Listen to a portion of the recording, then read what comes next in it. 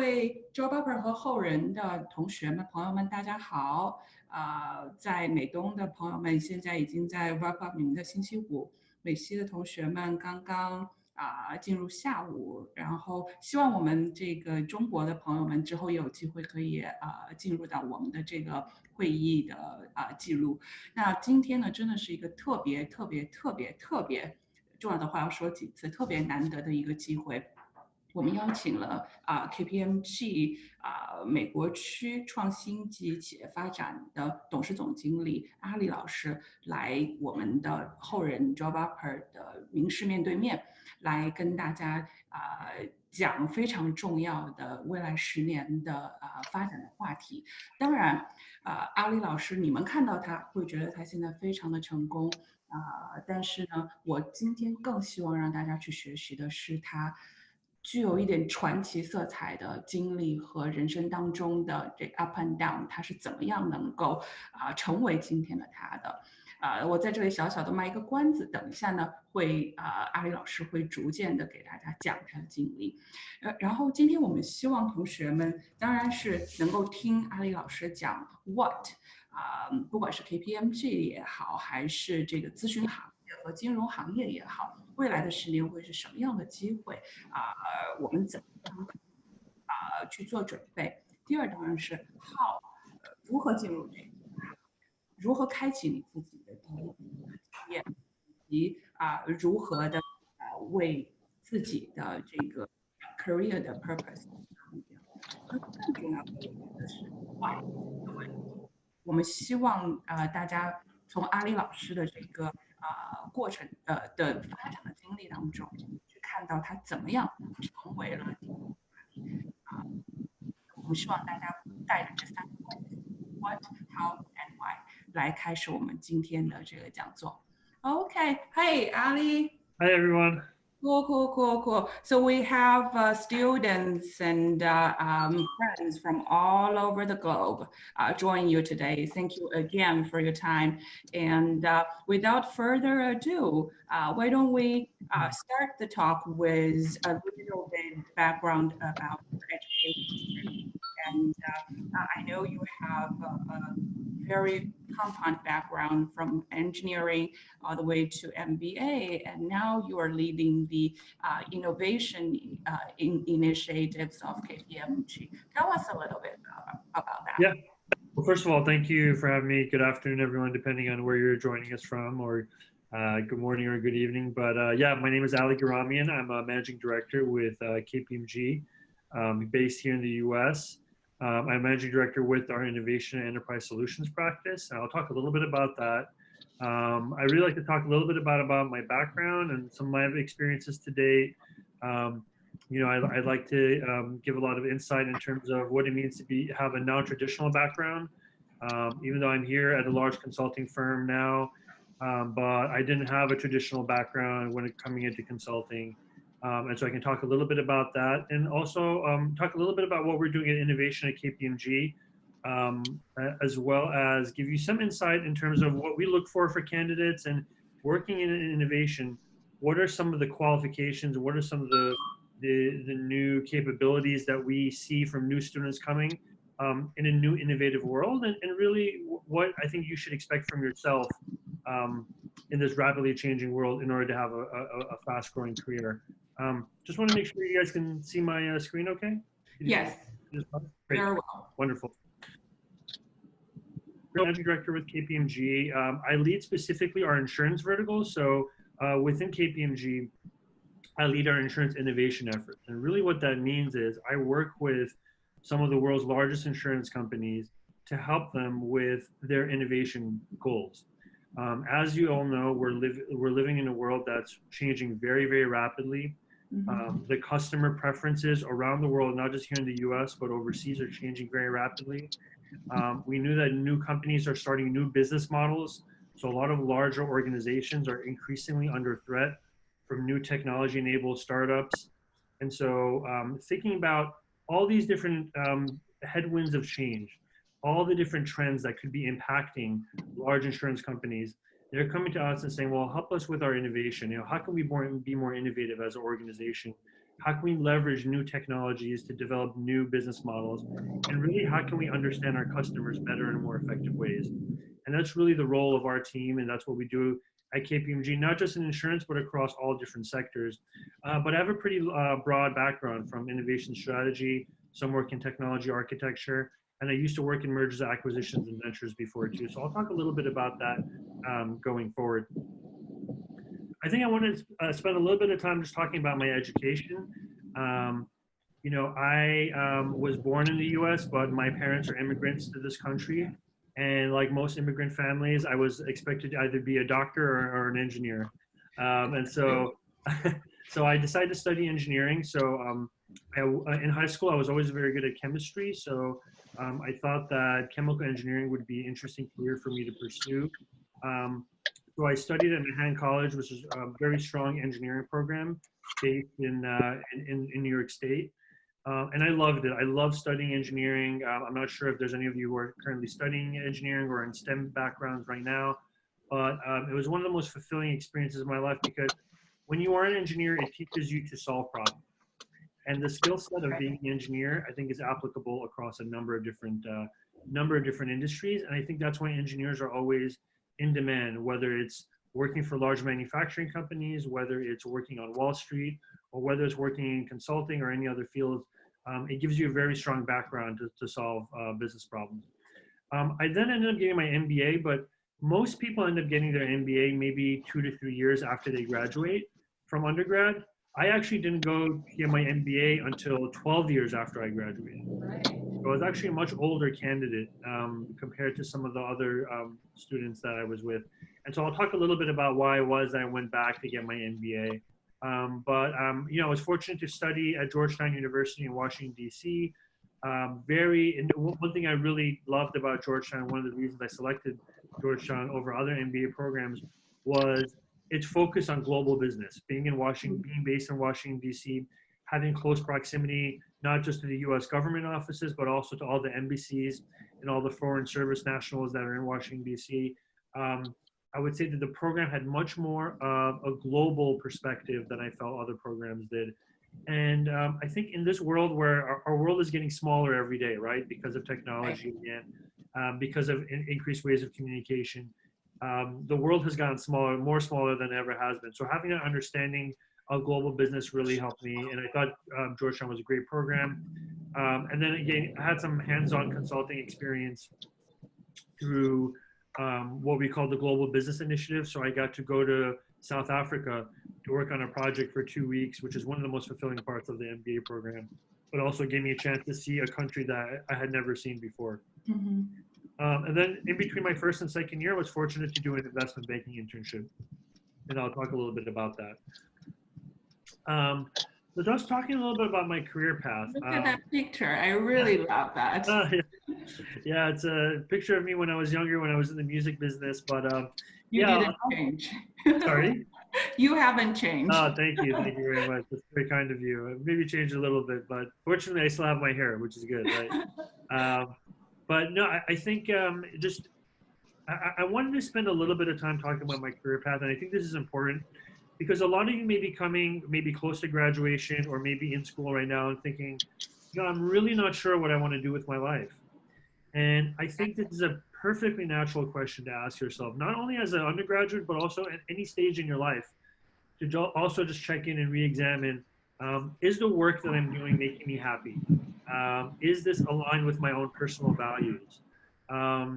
Because I think that we all get education because we want to be productive in society. We'd like to make money, have a stable living and a stable career.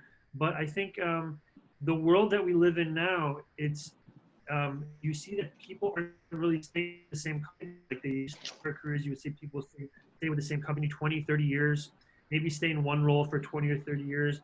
And really that's changed. I think you're seeing that the average career has almost, I think I read a survey, I think it was from HBS not too long ago, that the average career has over 6 different jobs in it, right? So you may be doing one thing today, but then maybe 5, 10 years from now, you may be doing something completely different. And I think that's why I wanted to maybe spend a little bit of time talking about my career, and some of it may resonate with you as a student. But coming out of a chemical engineering program, the natural place for me to start working was in engineering. And I started working for a company called Arcadis, which is one of the largest global engineering firms. And I worked as an environmental engineer in the New York City area. And one of the first projects I got to work on as an engineer was actually going down to the 9/11 disaster site to do air quality testing and to help with the cleanup of that whole effort. And I think working as an engineer and again working for a very large organization gave me tremendous experience. But I thought what was interesting at the same time is I always had a passion for music. I had a friend of mine who was in the music industry who was extremely talented and is still in the music industry. And so we started producing music on our own and while I was an engineer just for fun. And then we recognized that we were getting hired to do DJ gigs and to perform at live events, but also produce music for record labels and produce music for commercials and other media content.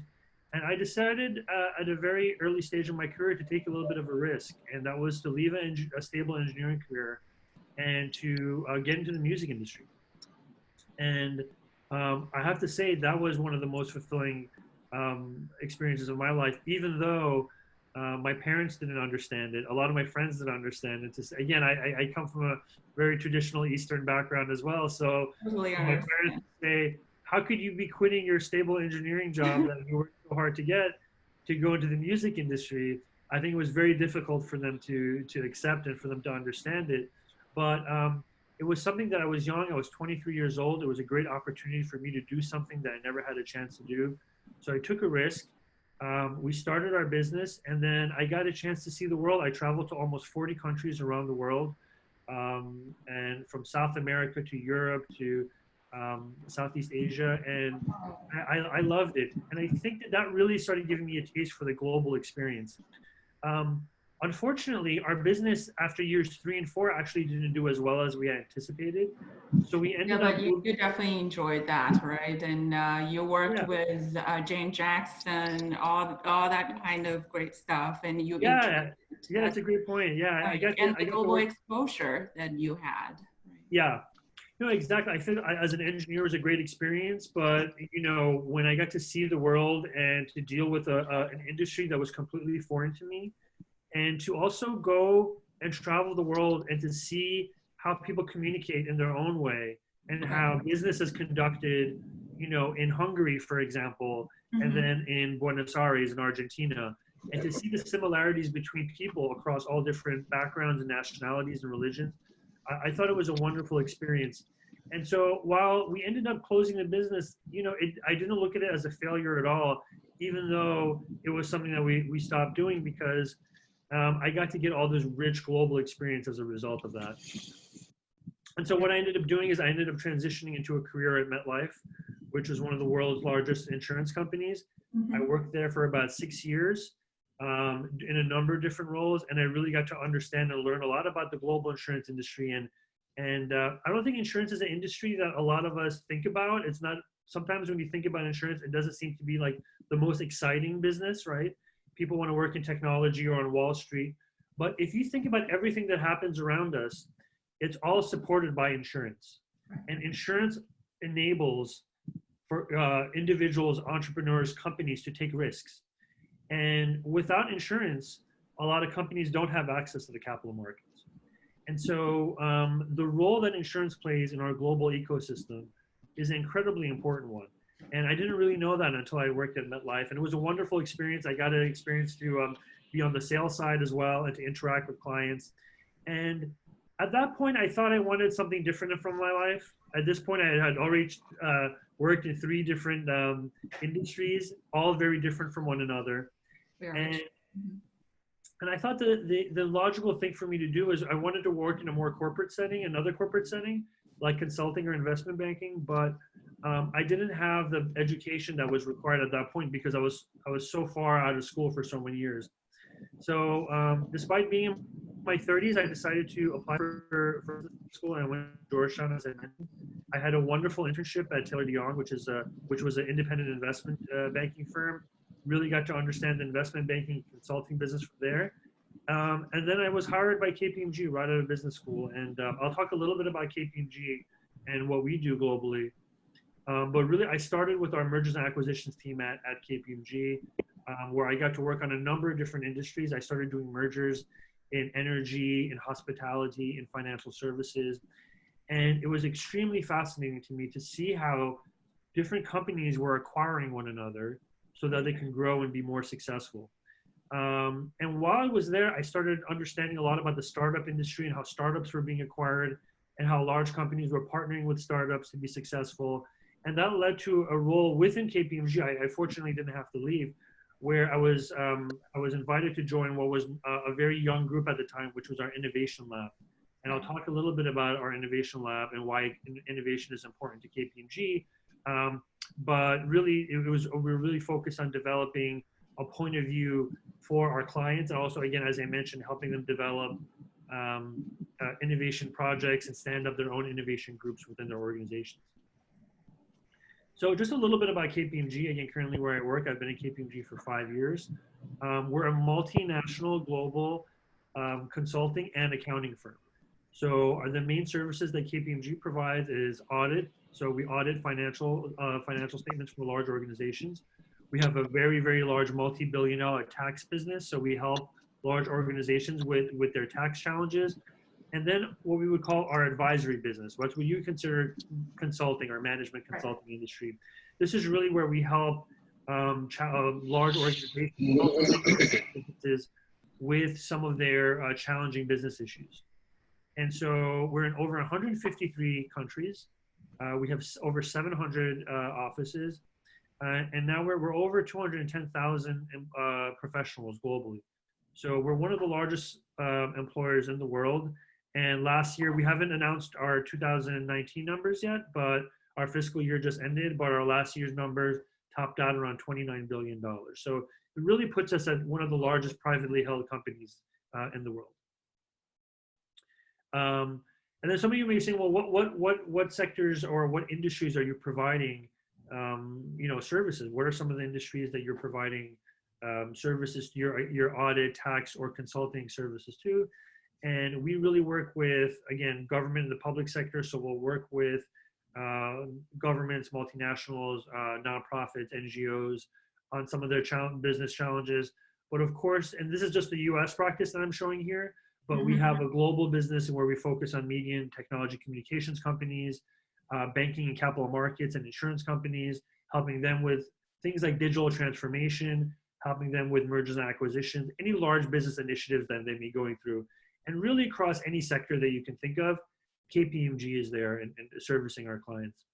So for me as a KPMG consulting professional, it's been a wonderful experience so far because it's given me exposure to all these different businesses and these different business leaders, but also importantly, what are some of the business challenges, right, that some of these are facing. Right. And I want to talk to you a little bit about the pace of change. And I talked a little bit about this up front, but I think it's important for us to know that from a macroeconomic level, we're seeing that the pace of change is occurring much faster than it has before. Before, companies could be able to have a number of different products, be in a number of different geographies, and do business the same way they always have been and to be successful. But now we're seeing that it's becoming, because of all the disruption, because of what we're seeing a lot of, as I mentioned earlier, a lot of startups that are coming in that are venture capital backed, right, are coming in and disrupting what we would call incumbent businesses. And everyone likes to talk about Amazon or Uber or Airbnb as examples of that. And I think it's somewhat, cliche to talk about those businesses now, but I think it's important to know the true effect that some of these businesses can have on the global economy. As a great example, in I think 2011, for you to buy a taxi cab medallion, so for you to just to own a yellow cab in New York City, was around $1.1 million, right, in 2011. And now in 2019, they're selling for about $120,000. So it went from $1.1 million all the way down to around $120,000, $125,000.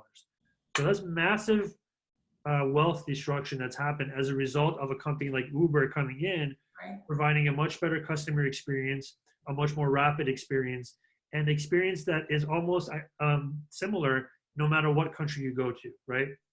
So what's happening is, I can see this graph here, the lifespan on the S&P 500, which is the largest 500 companies in the US, is Mhm. actually decreasing.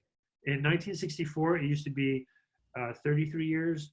In 2016, the average lifespan on the S&P 500 was 24 years. And now they're projecting it to be 12 years and even decreasing even more. So what that indicates to us is that it's getting harder and harder for companies to be able to stay on top like they used to be. Right. And, you know, I talked a little bit about startups. I talked a little bit about technology-enabled businesses. And I think what's important here, and this chart will indicate this here, is that it typically took the typical Fortune 500 company around 20 years to reach $1 billion valuation. So the company would be worth more than $1 billion. But now that we're starting to see some of the century's top startups are actually getting to $1 billion valuation in less than 2 years. Right. So you can see this chart here that you see, you know, Google as an example, you know, Facebook, and then you start to see a lot of these businesses and companies that we all interact with, no matter where you live, companies like Uber, like WhatsApp, like Snapchat, many of us, and now we have new companies that are coming out, companies like TikTok, right, that are growing very fast, right? Right. Mm-hmm. These companies are worth a lot of money because they're able to scale very, very quickly, not just within their country of origin, but globally around the world. And they're able to change and provide a brand new customer experience that we've never seen before. And so while I understand we're living in an era that money is very cheap, it's also very difficult to be able to compete with a lot of these new companies because of the of how quickly they're able to raise money and hire people and to be able to disrupt new businesses. Mm-hmm. So KPMG did a survey recently, and according to CEOs, they're saying that over 65 CEOs believe that the next 3 years are going to be more important to their business than there was the prior 50 years. And almost 40% of CEOs feel like they're going to be running almost completely different companies in the next 3 years. And this is really where companies like KPMG and some of our competitors really focus on helping these companies transform into brand new businesses altogether. And again, almost 2/3 of CEOs are looking at this technology disruption to actually be an opportunity. So many of you are familiar with technologies such as artificial intelligence. Mm-hmm. You know, even before you get to the advanced level of artificial intelligence, things even as basic as machine learning, data analytics, things like the Internet of Things. You know, obviously, you know, blockchain has become popular in the last few years, and companies are still trying to figure out what are the impacts of blockchain going to be on their business. Mm-hmm. A lot of CEOs are looking at this as an opportunity, not just a threat. But what's interesting to me is when I saw the last slide, you can see at the bottom, 3/4 of CEOs would rather be the ones that are disrupting their sector instead of the ones that are going to be disrupted, right? And thus that again goes back to the point we're trying to make, where it's getting more and more important for companies to move faster than they ever have before. Mm-hmm. And that's really where KPMG innovation comes into play. And we're calling our innovation spaces KPMG Ignition. And really, you can see some pictures of some of our new Ignition Center spaces from around the world. We're in over 13 cities right now globally. We're expanding to, I think, close to double that in the next 24 months. And really, KPMG, what we're trying to do is develop a service and a practice alongside our audit, tax, and advisory, is to be able to help our clients as they're transforming, as they're looking to digitally transform their businesses, to be there every step of the way and help them through that change and navigate what that change could look like for them. So a lot of you may be thinking, well, wow, you're talking a lot about change and the pace of change is increasing. And wow, you know, CEOs are saying that the next 3 years are going to be more important than they were in the previous 50 years. What are some of the skills that are going to be important? And some of you may, are most of your students that are dialing in and thinking, well, what are some of the skills that I should be thinking about? And I first want to say that it's probably close to impossible for one person to have all 10 of these skills. But when you think about the workforce of the future for companies to be successful, what do those individuals need to have? And the first one is really sense making. We're being, you know, as people, we're being bombarded with more and more data than we ever have been. So how do I start to make sense? And how do I actually be able to generate insights from all these signals that I'm seeing, whether it's from traditional quantitative data or through the news or through conversations with clients and customers? How can I make sense and be able to connect the dots and be able to come to some brand new insights? The next thing is social intelligence. This is really, in my view, one of the most important things for the future workforce is really from a social perspective, right? When you work and collaborate in teams socially, how emotionally and socially intelligent are you, right?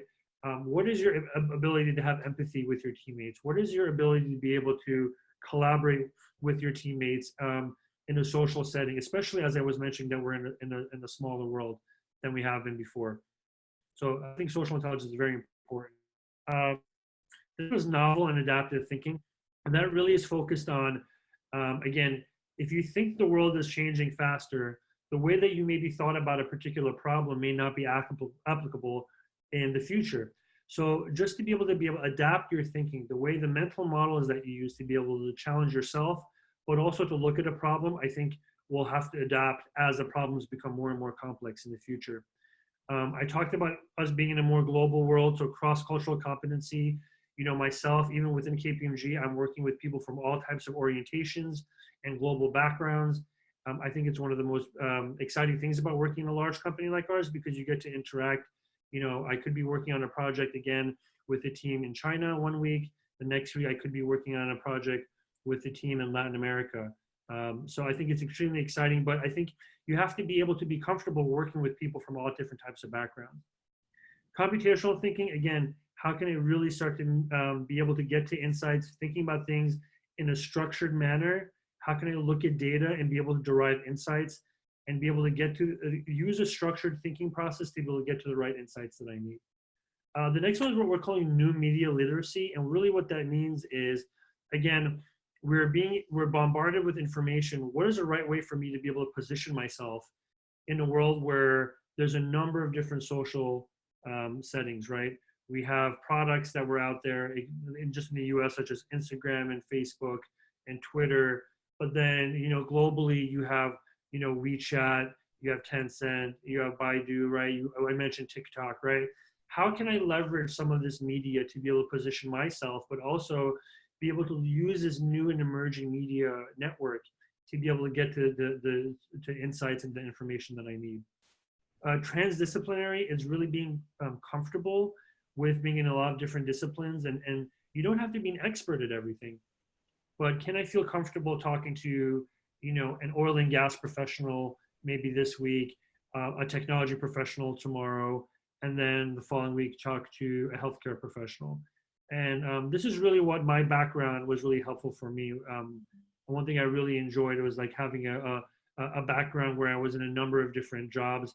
It really gave me the opportunity to be able to think about learning and picking up different things from different people. And a design mindset, really, from how can I actually, if I'm creating something, what is the right design that I need to be able to use to be able to incorporate, whether from a product perspective, from a presentation perspective. I need to have a way of designing products in a certain way that can really articulate and communicate what I'm feeling. Cognitive load management, you know, again, I talked about us being bombarded. I can pick up my phone and I'll have a bunch of notifications every day. Really, cognitive load management is really thinking about how am I applying my brain power to particular issues throughout the day. And thus, we're in a very distracting world. And if I were allowed myself to be distracted with everything that's out there, whether it's content or entertainment or social media, then it's very hard for me to be able to manage my cognitive load. So really, that's an important skill set that we're seeing. And then finally, virtual collaboration is very important. Again, I mentioned that, you know, we are in a smaller world than we ever have been before. I'm collaborating teams constantly in different countries. We don't get to sit next to each other. We don't get to have lunch together. So how do I connect to my teammates and to my customers and my different stakeholders in different ways via virtual collaboration? And really, one of the things that, you know, the job opportunity that kind of asked me to discuss was really, you know, what are some of the things that you should be thinking about really in terms of achieving sustainable success in your professional life? And this is a very hard question to answer because there is no one path. And what might be right for my path may not be right for your path, right? And therefore, I think there's a couple of governing constructs that I like to think about when I get this question asked, and just in ways for you to think about how you can have a really fulfilling and enriching career, right? And I think in the early part of your career, the most important thing you can do is just learn as much as you can, right? Mm-hmm. Go after roles where you feel that you can learn. And obviously, again, I mentioned up front, money is important, right? It's important for us to have a secure job, and be able to create a secure living for ourselves. But if upfront you can think about, again, as much as you can, really learn and pursue roles that can help you really pick up and be a sponge, because over your career, that learning will have a compounding effect. Right. And what you'll find is that if you can focus on learning early on in your career, you'll have a competitive advantage that will serve you for the rest of your life. So your learning shouldn't end when you graduate from college. It's a term that we've been hearing a lot recently, but your network is your net worth, right? Increasingly, again, because it's such a competitive world, occasionally and who you know can actually help you extremely in extreme ways. Whether if you're looking for finding a new job, whether if you're in a position where you need to interact with customers and find new customers, whether you're looking to hire people for your team. I think it's very hard to be able to look at a book full of 1,000 resumes and determine who's the right person. This is where building a strong network early in your career can be a very, very challenging, but a very rewarding part of your career step. I often say if you don't enjoy what you do, and it's very hard for you to be able to build a successful career. And there's a famous Steve Jobs, I think it's 2005 Stanford keynote presentation he made at graduation, and he said, if you don't get to enjoy what you do, it's going to be very hard for you to be good at it. And so it's very hard for you to be successful. And we all have days in our roles where we don't like, or we may not be happy with something. That's natural. But if overall what you're doing is something that's enjoyable and it's aligned with your values, then I think that that you could be in a role that could be very good for you and something that you can enjoy. But also, and I put here in bullet number 4, really seize the opportunities that come up that are aligned with your personal values. I think it's important not to just chase after any opportunity that comes up, anything that you feel like could just make you money or could be exciting. It's really, how do you think about pursuing opportunities that are aligned with really what you want to do in the future, but not be afraid to go after those opportunities. I have here consume content that's relevant to your career. It's really important to, again, read a lot about what is going on in your career, not just from a technical perspective, but what are some of the trends that are happening in your business, in your career. So if you're currently a medical student, for example, how is the medical industry changing based on where you want to practice, right? Learn about that. And what I also tell people is read things that are outside of your sweet spot, right? So again, if you're studying to be a physician, for example, or an attorney, well, read other things that may not be relevant to what you do, but really help you connect to other people. And by the way, when I say read, it's really about consuming content. So it could be listening to podcasts, it could be going on blogs, but really what you should be doing is really soaking up information, whether it's the arts, music, sports, other careers, things that enable you to connect. I can't tell you how often this has helped me, where I could be in a meeting and I could be with someone and we'll have nothing in common necessarily, but I can look in their office and they see that there's a particular artist that I may be familiar with. And then all of a sudden I start talking about that artist, and now I'm now bonded with this person. And now we have a connection, and it becomes much easier for us to do business together. One thing that one of my mentors in my career said when I first joined consulting said, be comfortable with being uncomfortable. Again, if this is going to be a rapidly changing world, you're going to figure things out and you're going to get good at something, and then that's going to change as well. So you really have to be comfortable with things around you changing rapidly and being uncomfortable. So if it makes you uncomfortable to give a presentation in front of a large audience, that's okay. You should lean into that, practice that presentation, become comfortable with that tension and that nervousness that you have, because once you overcome it, it can be extremely fulfilling and rewarding. And then when it makes sense, take a calculated risk. Don't feel like you have to follow a straight line in your career. Take a risk when you can.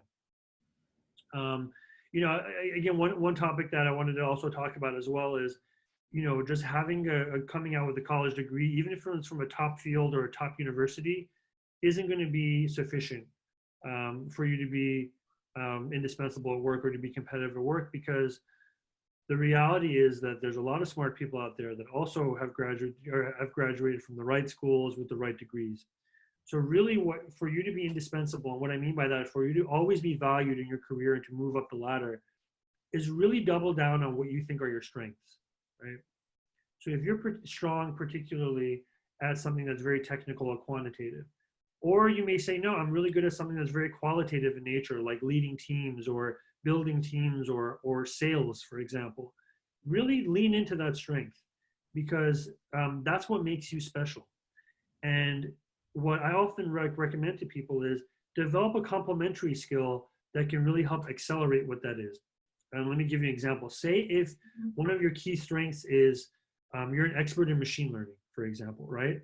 But then if you learn how to give presentations, or if you develop a skill of being able to articulate and communicate what you know about machine learning more effectively, that complementary skill will just help you in your career ultimately, many times over. Right. I think the third one is having someone influential on your side at work is very important, right? Having someone who can show you the ropes, who maybe has made mistakes of their own, who now is telling you, the way to avoid those potential mistakes, someone you can trust with advice or some questions, I think it's very important. So these relationships happen organically. It's not something you can just walk up to someone in your office and say, hey, you're going to be my mentor, right? These things over time will happen organically, but when you do find that mentor, it's a very, very rich and fulfilling relationship. But also, hopefully all of you one day will be in a position to be a mentor for someone. So not just to take information and advice from people, it's also to provide it to other people as well. I'll say, I talked about embracing change. I'm not going to go into that in too much more detail. We talked a little bit about being cooperative and working with people and having that collaborative mindset. The one thing I will say in professional environments that I think has helped me, and as I can see other people who have been successful, is bring a point of view to work.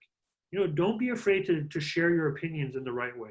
Oftentimes, especially when we're younger, or depending on cultural nuances, we feel like our opinion may not be welcome. We should just do what we're told. But I think if you can respectfully, offer insights and offer an opinion over time, I think that's what people who hire you want from you. They're going to want to see, hey, I know I'm paying you to do the job, but if we can maybe do one thing better, or if there's something else we should be considering, bring that point of view, bring your opinion to work, because that really helps you become more and more indispensable over time. I want to talk a little bit about, again, the job opportunity team asked me to talk a little bit about, just the ups and downs in life and how to survive them. And I think this is something that is a challenge for all of us, right? As I mentioned earlier, I was in the music business before. It didn't work out the way I had wanted to, right?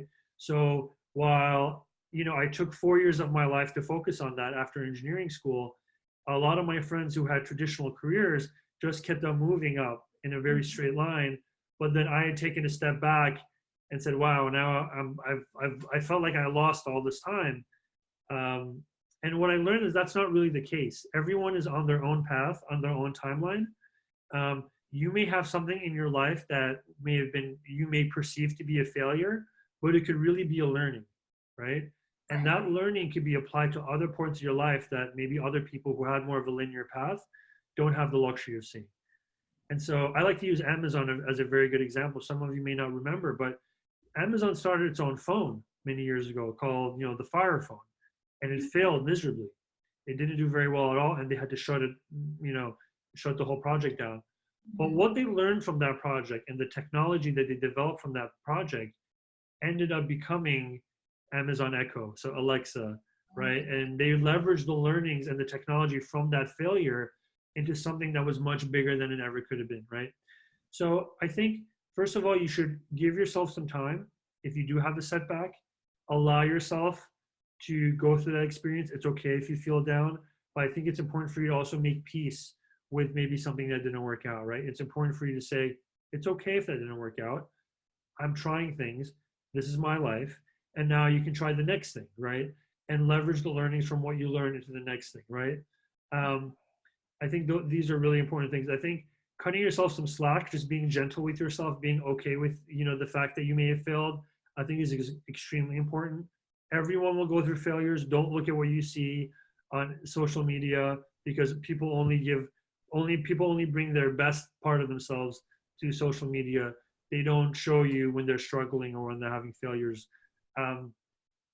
Getting social, I think, is important. Lean on your friends. If you're close to your family, lean on your family. They're there for a reason. Get social, be out and about. I think it helps a lot to be around people who care about you, and to care about you. Then they care about you because of who you are. And then again, as I mentioned, learn from that experience. And then the last one is routines really help, right? I think if you look at patterns and habits of successful people, they have very set routines in how they run their day, right? So whether it's exercising every day, some people like to meditate in the mornings for half an hour so that they can get more in touch with themselves and so that they can be able to deal with some of the challenges they have in their life and throughout the day. Whatever that is, right? Waking up at a certain time. Maybe you want to read first thing in the morning. Maybe you want to work out first thing in the morning. Whatever works. I think having a routine will help you get out of that doldrum of that failure much faster, and you can accelerate getting out of those challenging parts in your life and move forward very quickly. Cool. So I'm not sure, how am I doing on time? Do I still have a few more minutes to go? Definitely. I'm only going to talk about this very, very briefly. I think this could be a whole separate job offer, but really this is about how to develop careers in consulting. And I'll be happy if any of you have questions to reach out to me directly about consulting. What I will say is that for those of you who are interested in breaking into consulting, there's really there's no one straight path into the consulting business. Some of you may get hired by a consulting firm right out of college, which is great. If that's what you want to do, it's great.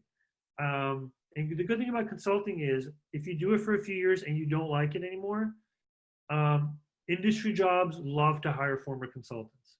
It's very similar to investment banking. So you can have a number of different exit opportunities if you don't like the consulting sector, which is why consulting is such an attractive field for many people.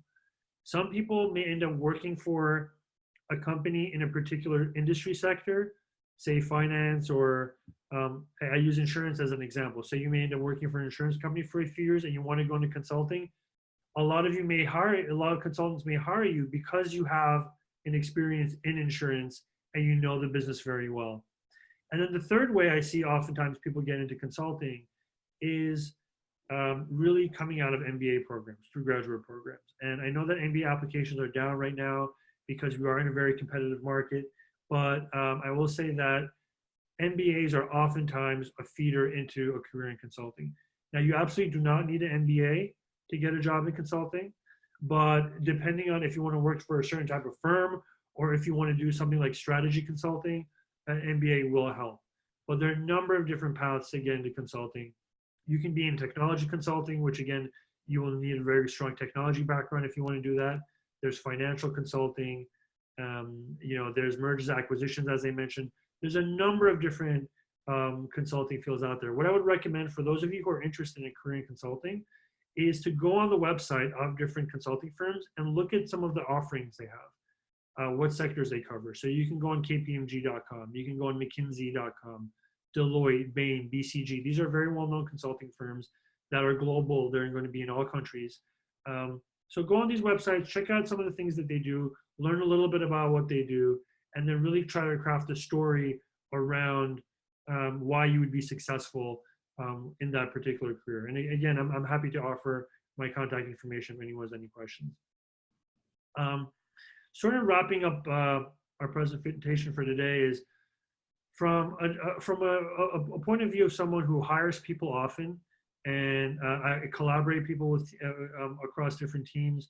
What are some of the things that I like to see for people on my team, right? And we all have to work hard. I think working hard is not enough anymore, but I think working hard will get you a seat at the table, right? So make sure you have a strong work ethic. Make sure that you're willing to put in the time to be successful. Doesn't mean that you need, depending on your job, of course. If you work on Wall Street, you'll be working maybe much longer hours than other careers. But have a strong work ethic, but also make sure you make time for yourself. Be dependable.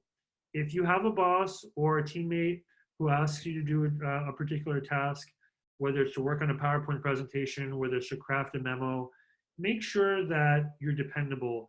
Make sure you can do the job that's in front of you.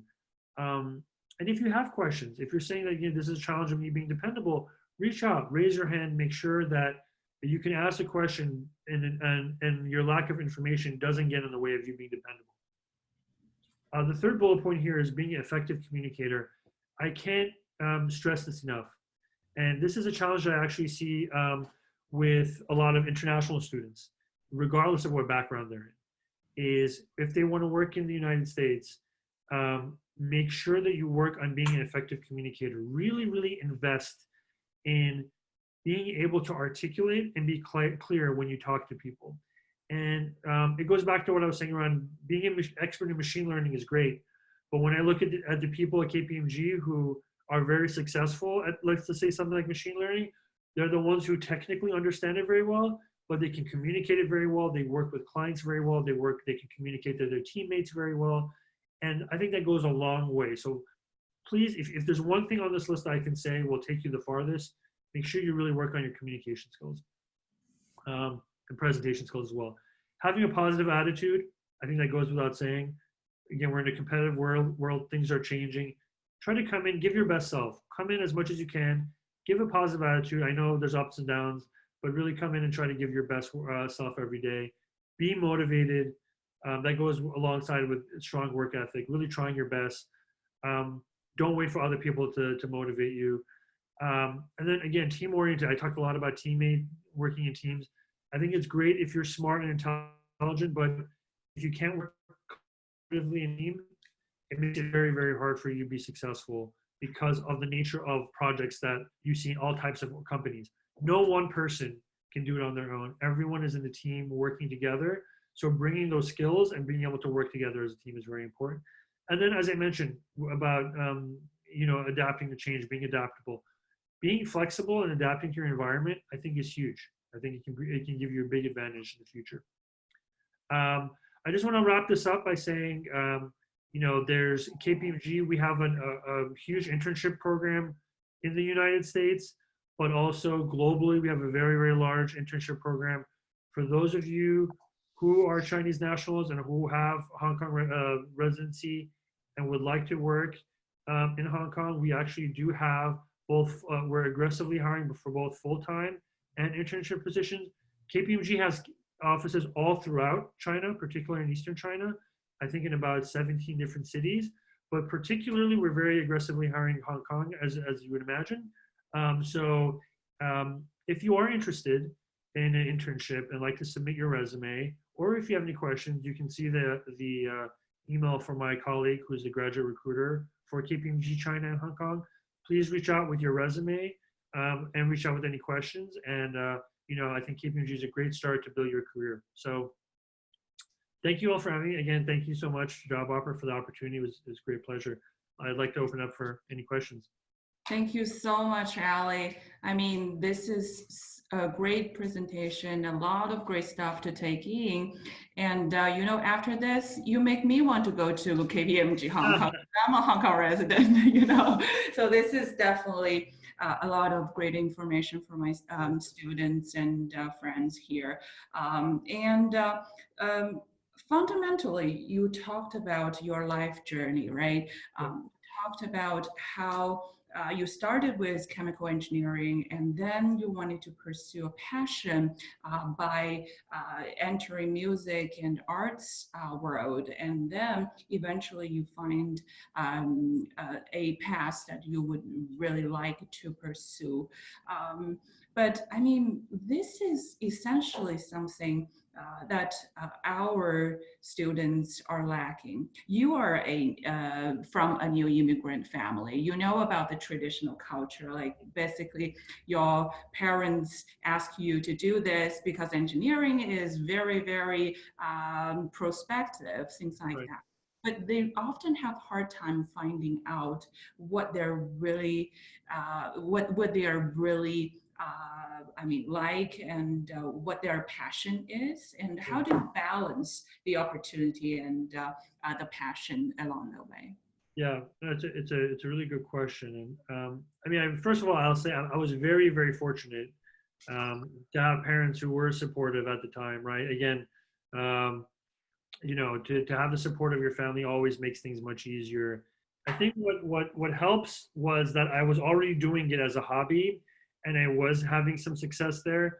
So it wasn't that I was quitting this successful career to go be in a role where I wasn't sure if I was going to be any good at it, even though it was a passion project of mine. I had built up an experience doing it. We already had people who knew us in that field. So, you know, it was able for me to hit the ground running, as they say. I think the biggest thing in trying, sometimes people will say, I don't really know what I want to do with my life. And the reality is, part of the reason why I went back to get my MBA, even in my early 30s, was that I wasn't sure what I wanted to do with my life, right? And I think the only way that you can really figure that out, particularly if you have a lot of interest, like I personally had a lot of interest. Sometimes I say the people who are only interested in one or two things are very lucky because they know exactly what it is that they want. But if you're interested in a lot of different things, it can make life very challenging. And I think the best way to your question is to how do you balance that and try to determine what the passions are and what you can be good at, is to try small experiments for yourself, right? So say, for example, if you think that, hey, I might be interested in having a career in app development, app design, right? Well, I may be a lawyer, and they have nothing to do with each other, right? But I'm really interested in new apps. I'm really interested in design. I'm really interested in UX and how customers interact with technology. Well, I think then give yourself some small experiments. Take a class. Try to build that product on your own once, right? Teach yourself how to do things on nights and weekends.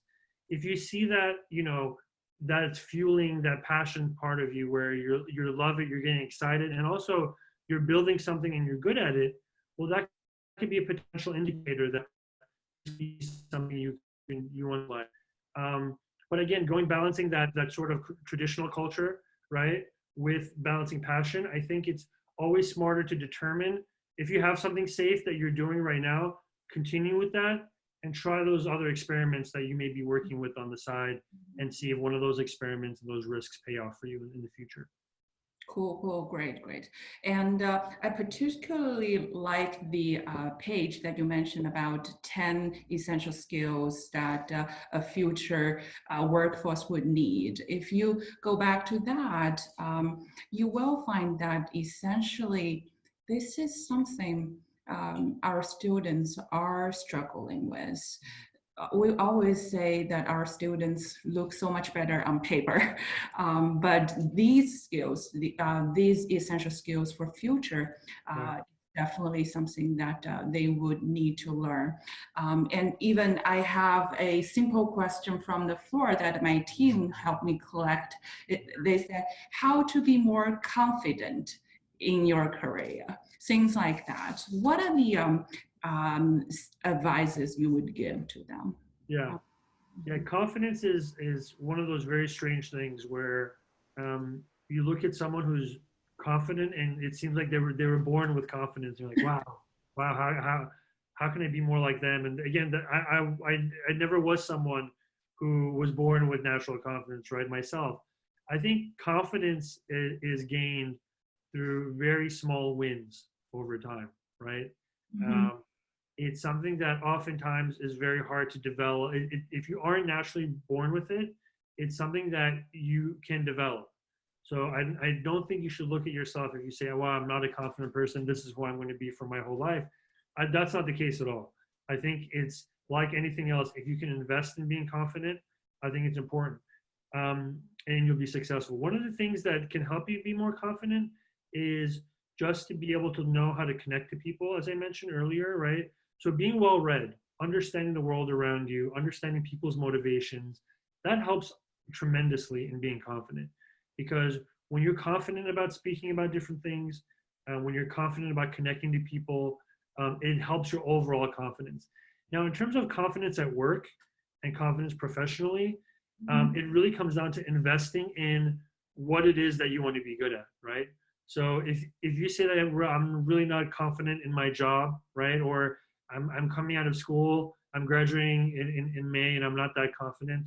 I think really investing in the things that you know will help you be better at the future job that you're going to get will help you be more confident, right? So again, I'm going to use, I know it's silly that I keep using it in this example, but machine learning, right? If I'm going to be if I'm pursuing a career in machine learning, then it's easier for me to be more confident when I know that technically I'm very strong, right?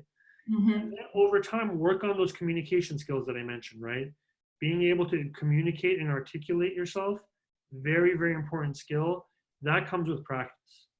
That's something that, maybe if you're not born with it, you're going to have to practice at it. So I just want to set the expectation that you can look at this 10 skills for future workforce, or you can look at some of these things that I have here, right? Mm-hmm. It's almost impossible for someone to show up on their first day after college and have all these things, right? It's very, very difficult. These are things that you should aspire to get over time. You should aspire to be able to develop these skills over time. So be gentle with yourself, give yourself some chance to adapt. And over time, these will have a compounding effect that will give you the confidence that you need in your career. Cool, great. And also, we talked a lot about how to be able to learn, relearn, and even unlearn from your presentation. That's really wonderful. I do have one question here that says, you have mentioned you never stop learning in your career. What are your ways to learn new things along your career life? Yeah, I think it's really I think of them in two different buckets, right? One is learning things that are relevant to your career, right? So, for example, if I'm a lawyer, what are the things that are happening, or what are the things I can constantly be learning that would make me be a better lawyer?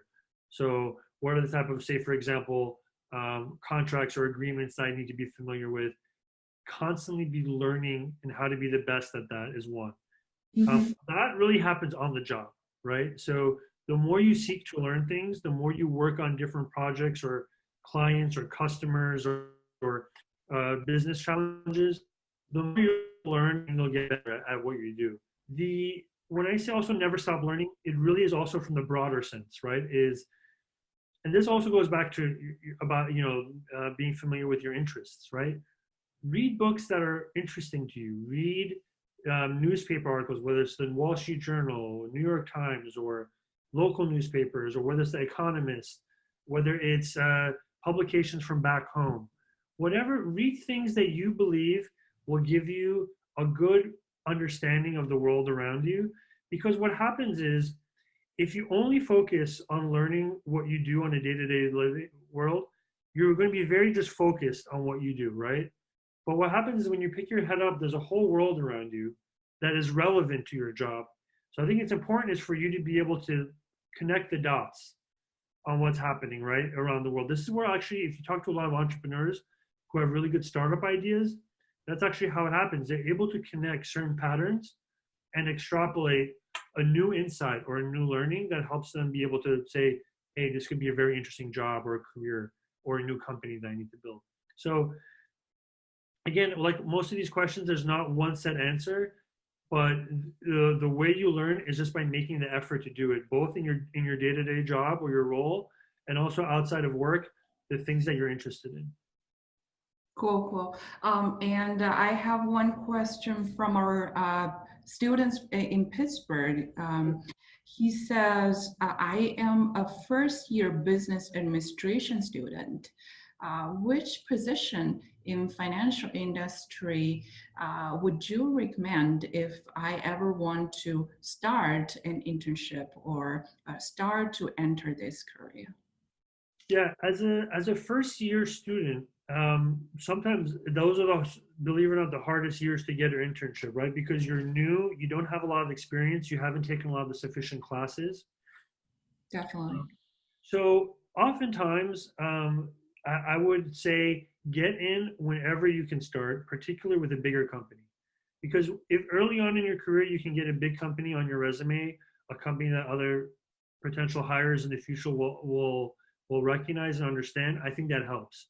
The number two is pursue an internship that, if you can get it, will help you learn something new. It goes back to that learning that I talked about, right? Because that learning will help you understand, do I even like this job, right? Oh, I thought I would really love a career in wealth management. And then when you do it, you say, it's maybe not for me, right?